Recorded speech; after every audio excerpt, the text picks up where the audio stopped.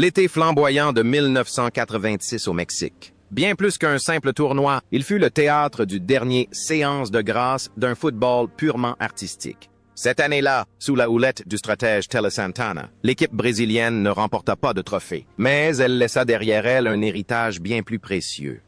Une profonde admiration pour la beauté du jeu. Sur le terrain, les Brésiliens étaient de véritables artistes, jouant comme s'ils marchaient sur le fil du rasoir entre la victoire et la défaite. Le quart de finale fatidique contre la France à Guadalajara restera à jamais gravé dans les mémoires comme le plus beau match du siècle, où les larmes des Brésiliens coulèrent, marquant la fin d'une ère romantique. Près de 40 ans se sont écoulés depuis cet après-midi fatidique. Que sont devenus les héros de la samba brésilienne? Quel destin leur a réservé le maillot jaune et vert légendaire? Certains sont devenus des icônes immortelles, d'autres sont tombés dans l'oubli, et d'autres encore sont à jamais réduits en poussière. Suivez-nous pour découvrir le parcours de cette génération talentueuse et tragique de l'équipe du Brésil de 1986.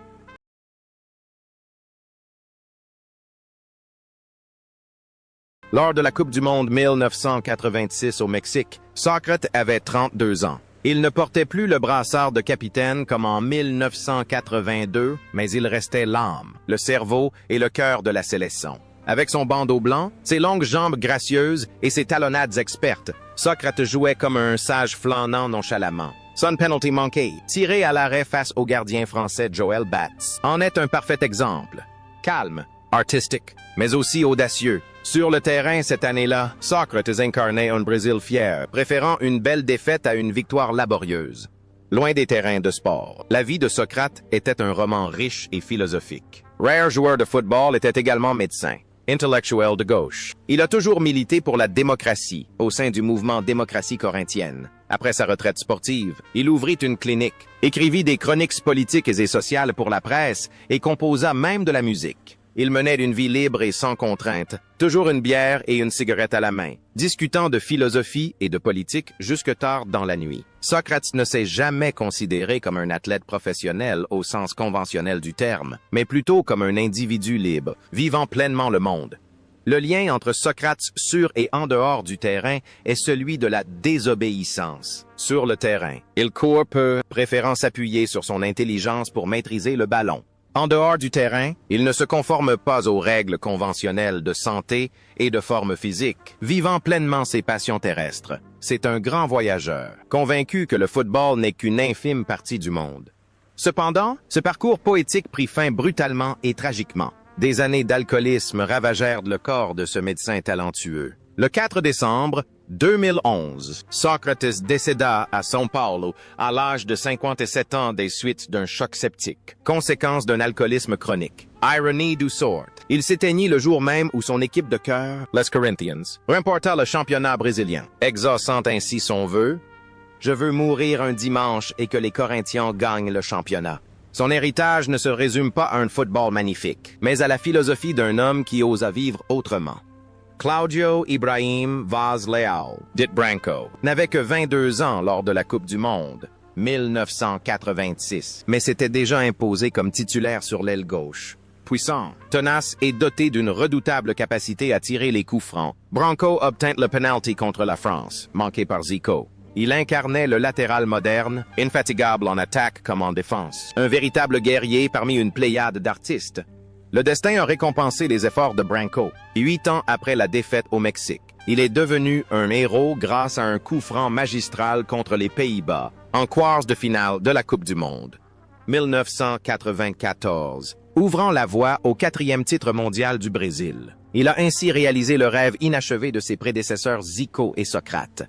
Après avoir pris sa retraite de joueur, Branco a poursuivi son engagement dans le football en tant que manager. Il a notamment été coordinateur des équipes de jeunes du Brésil, contribuant à l'éclosion de nouveaux talents. Cependant, le plus grand défi de sa vie ne s'est pas déroulé sur le terrain. En 2021, Branco a frôlé la mort en contractant une forme grave de COVID-19 et en passant plusieurs semaines en soins intensifs. Avec une force de caractère exceptionnelle, il a vaincu la maladie. Aujourd'hui, à 60 ans, Branco continue de se dévouer à la Confédération brésilienne de football, savourant chaque instant et restant un modèle pour les jeunes générations de joueurs.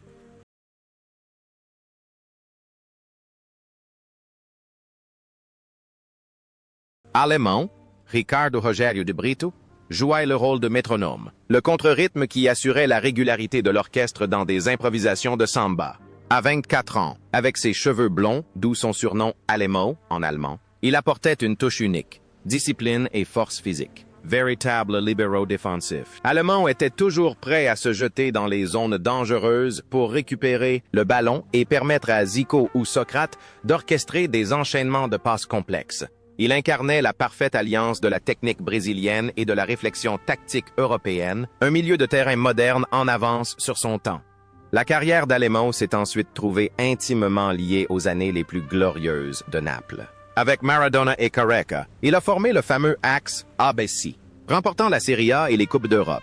En Italie, Alemão était comparé à un char d'assaut inarrêtable, un héros discret qui se sacrifiait toujours pour permettre aux stars offensives de briller. Quittant les terrains, Alemão a choisi une vie à l'opposé du tumulte des stades combles. Il est retourné au Brésil, loin des projecteurs et des fêtes de l'élite.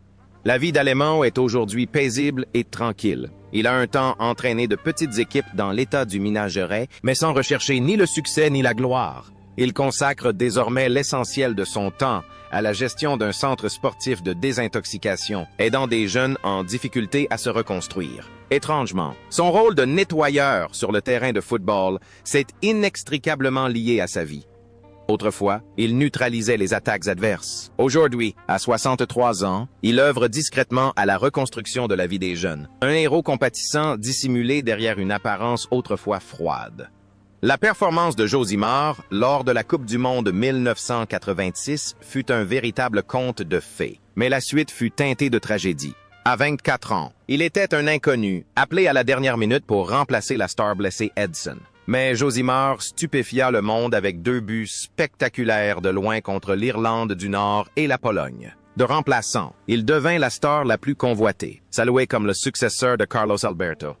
Mais la célébrité soudaine a brûlé le jeune homme avant même qu'il ait eu le temps de mûrir. Après la Coupe du Monde, Josimar n'a pas su maîtriser sa notoriété ni son argent.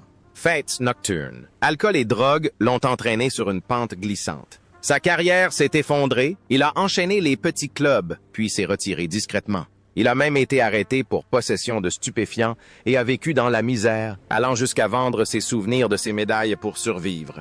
La vie de Josimar témoigne douloureusement du revers de la médaille de la célébrité. Heureusement, il n'a pas sombré. Après des années de lutte contre la dépendance et de reconstruction personnelle, Josimar a peu à peu retrouvé la sérénité. Il est retourné dans la campagne reculée de Roraima pour vivre une vie paisible, loin des tentations. Aujourd'hui, à 63 ans, bien que ni riche ni puissant, Josimar a trouvé la paix intérieure. Il apparaît occasionnellement dans la presse pour partager son expérience, parfois douloureuse, avec la jeune génération.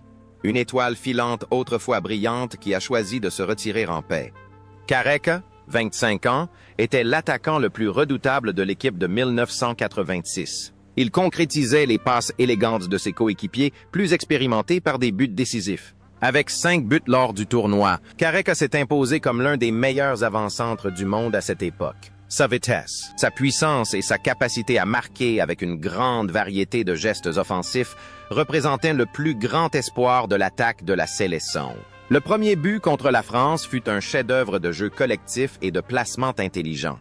La carrière de Careca a pris son envol après la Coupe du Monde 1986 lorsqu'il a rejoint Naples, Italie. Là-bas, avec Diego Maradona et Bruno Giordano, il a formé le légendaire trio Magica, contribuant aux victoires de Naples en Scudetto et en Coupe UEFA. L'amitié entre lui et Maradona est une belle histoire qui transcende les frontières. 2 ennemis lors de la Coupe du Monde sont devenus de grands amis au sein du club.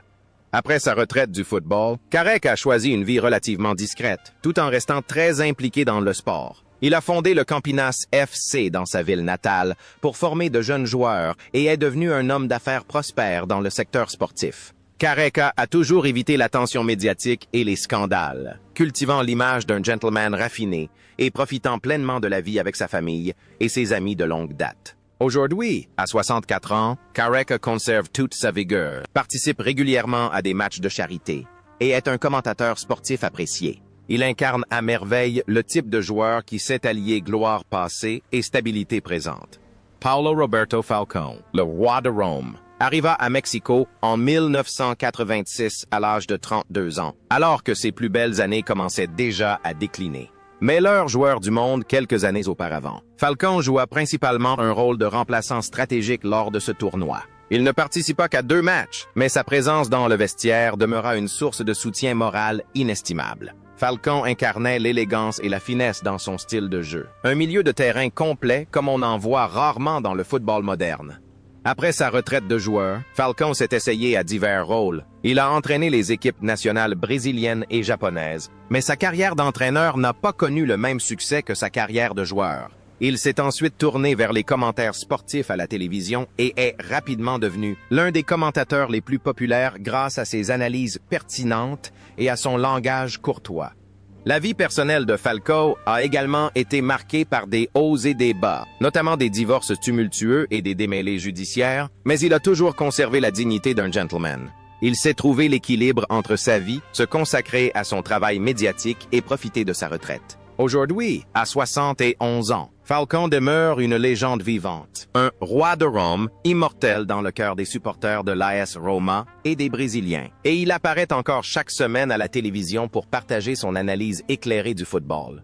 Junior, également connu sous le nom de Leovigildo Lins da Gama Jr., est arrivé à Mexico 86 à l'âge de 31 ans. Contrairement à l'année 1982, où il évoluait au poste d'arrière gauche, il a cette année-là joué davantage dans l'axe, en véritable meneur de jeu. Avec sa chevelure et sa barbe fournie caractéristique, Junior dégageait une sérénité et une technique exceptionnelles. Il donnait le rythme au samba sur le terrain, un joueur capable d'exceller à n'importe quel poste grâce à une vision tactique avant-gardiste.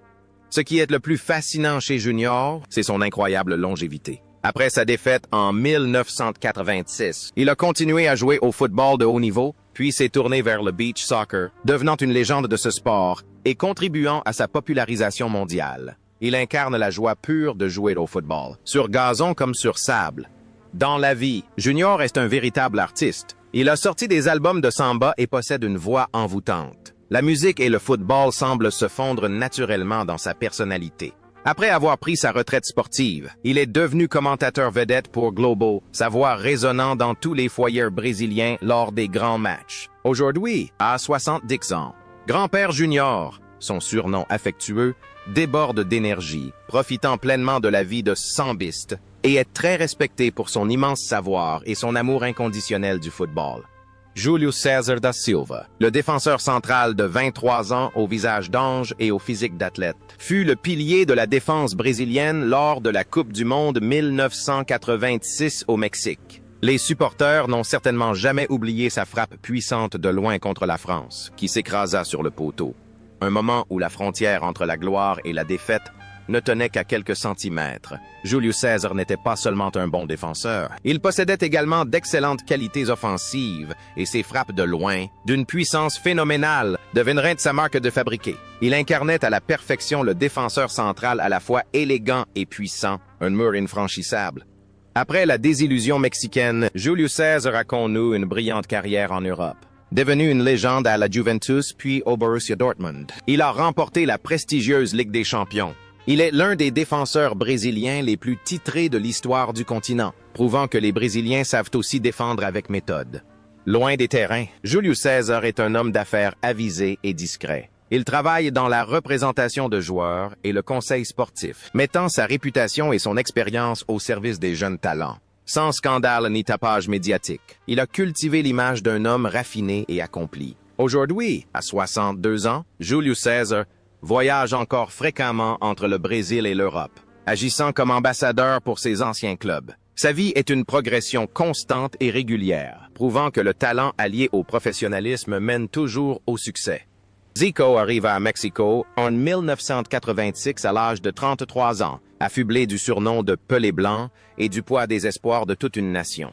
Pourtant, ce tournoi fut marqué par la tristesse. Toujours blessé au genou, Zico passa la majeure partie de son temps sur le banc.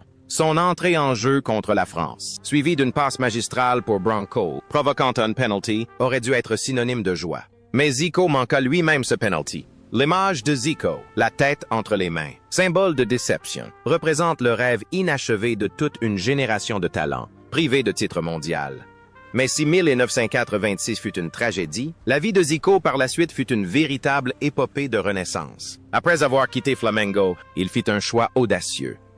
Partir au Japon pour jouer aux Kashima Antlers durant ses dernières années. Là-bas, Zico ne se contenta pas de jouer au football. Il apprit aussi aux Japonais à gérer un football professionnel. Il est vénéré comme le saint du football, Kami-sama, au pays du soleil levant, l'homme qui a posé les fondements de l'essor du football japonais.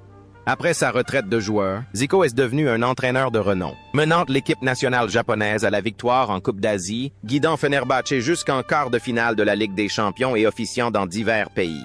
Sa vie personnelle est exemplaire et paisible, contrastant avec le style de vie flamboyant de nombre de ses contemporains. Homme de famille et administrateur sportif respecté. Il est aujourd'hui, à 72 ans, directeur technique des Kashima Antlers et figure influente au Brésil. Il a prouvé qu'un penalty manqué ne saurait définir une vie et que la grandeur d'une légende réside dans sa capacité à se relever après une chute.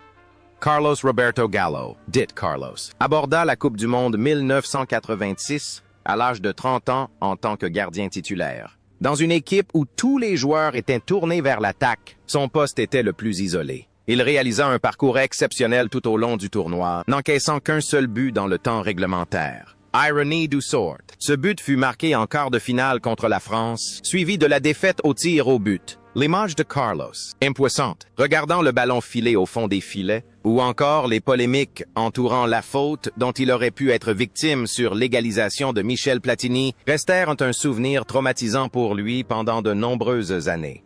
Après le tournoi, Carlos a continué à jouer régulièrement dans le championnat brésilien et était respecté pour son professionnalisme. Cependant, l'ombre de la défaite de 1986 l'a empêché d'obtenir la reconnaissance qu'il méritait, contraire à d'autres gardiens champions du monde. Carlos a choisi d'affronter sa douleur en silence et par un travail acharné. Il s'est ensuite tourné vers l'entraînement des gardiens, transmettant son expérience à la nouvelle génération dans de grands clubs comme l'Internacional et l'Atlético Mineiro.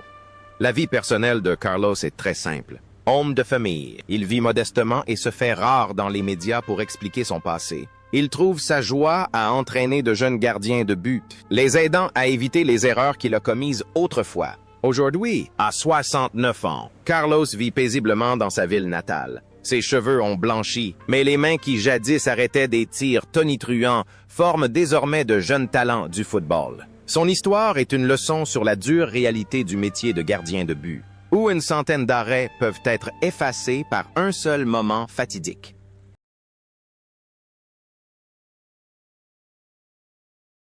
Walter Casagrande, 23 ans, était la star rebelle de l'équipe nationale brésilienne cette année-là. Avec ses longs cheveux bouclés et son style de jeu passionné, Casagrande était le partenaire idéal de Socrate, non seulement sur le terrain, mais aussi au sein du mouvement de la démocratie corinthienne, lors de la Coupe du Monde. 1986 au Mexique. Même s'il n'a pas marqué beaucoup de buts, ses courses incessantes et son esprit combatif ont créé de nombreuses occasions pour ses coéquipiers. Casagrande incarnait la fougue, la passion et une pointe d'insouciance propre à la jeunesse.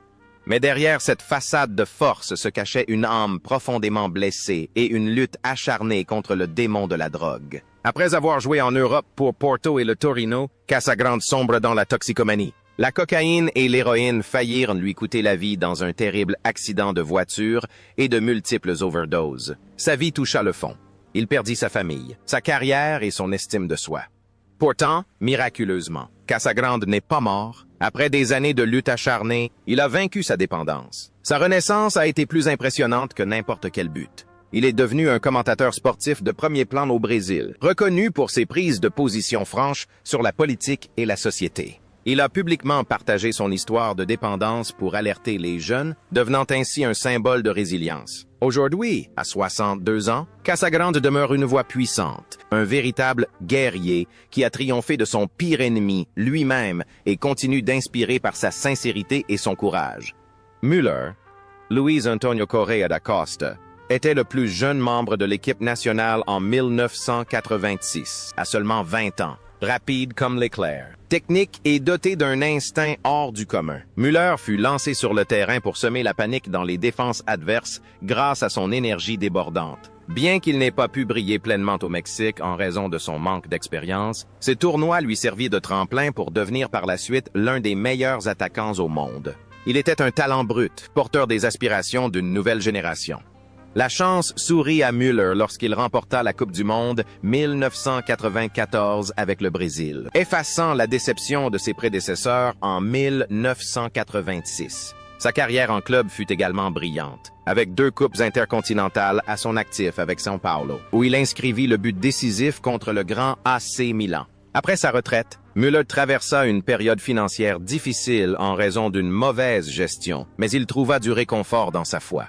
Il est devenu pasteur protestant, consacrant une grande partie de son temps à prêcher la parole de Dieu et à faire du bénévolat. L'image de l'attaquant turbulent qu'il était a laissé place à celle d'un homme serein, la Bible à la main. Il est également un commentateur télévisé incisif, parfois controversé, connu pour son franc-parler. Aujourd'hui, à 59 ans, Müller mène une vie de foi, trouvant un équilibre entre sa gloire passée et la paix intérieure, prouvant ainsi que la gloire terrestre n'est pas le but ultime.